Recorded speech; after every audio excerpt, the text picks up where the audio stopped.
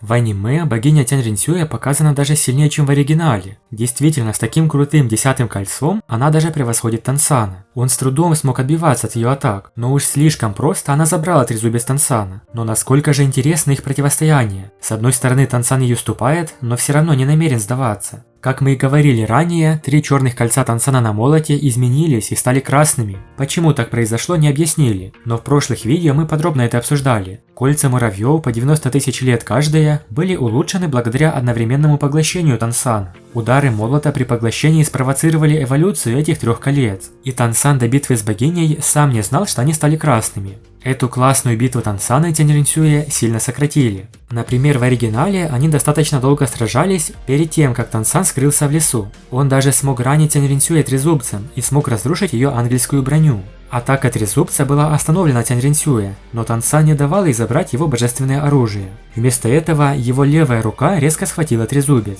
До сегодняшнего дня он всегда держал его правой рукой, чтобы иметь возможность использовать способности поддержки левой руки. Это был первый раз, когда он схватил этот божественный инструмент 2 руками. Тираническая энергия вырвалась наружу в этот момент, и желтый блеск хлынул на трезубец морского бога из его левой руки. Тянь Ринсюя только почувствовала, что трезубец мгновенно усилился в 10 раз. Даже если она уже стала богом ангелов, в этот момент она больше не могла подавлять трезубец морского бога. С криком тревоги она была отброшена назад этой огромной инерцией. Тансан воспользовался шансом и в этот момент атаковал богиню, выстрелив трезубцем прямо в нее. Все тело Тянь Ринсюя было пронизано слоем золотых молний. Паралич сделал ее полубессознательной. Однако уровень бога был уровнем бога.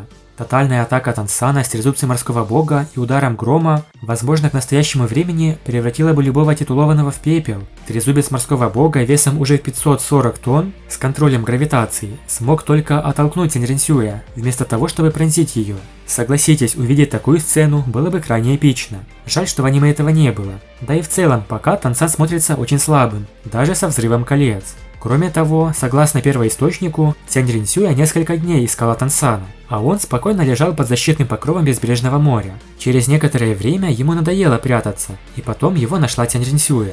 И вот мы подошли к самому интересному. Тансан начал взрывать кольца на сине-серебряном императоре. Правильнее будет сказать не взрыв колец, а разрыв или детонация, поскольку кольцо высвобождает всю свою энергию для одной мощнейшей атаки. Да, это Тансан так взрывает кольца. Совсем не похоже, как это делал Танхао. Возможно, это объясняется тем, что Танхао взрывал кольца на молоте, а Тансан на сине-серебряном императоре, поэтому и такая разница. Посмотрим, как Тансан будет взрывать кольца на молоте.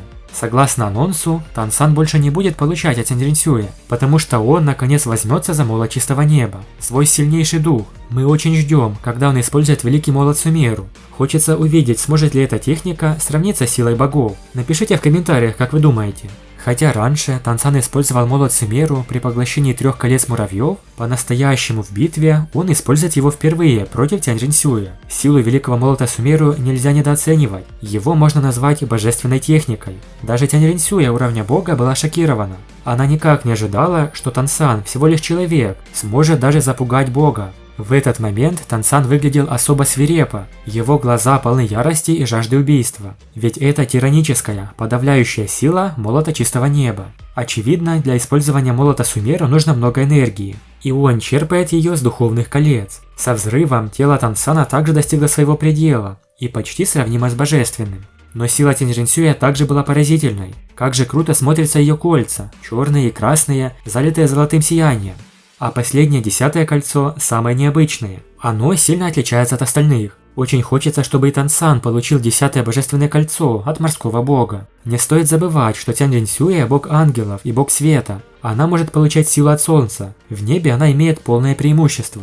Сначала Тянь Ринсюя не особо старалась. Она знала, что Тансан был сильным, но она не ожидала, что он будет настолько сильным. Тансан скорее умрет, чем подчинится ей. Это был большой удар для Тянь Ринсюя.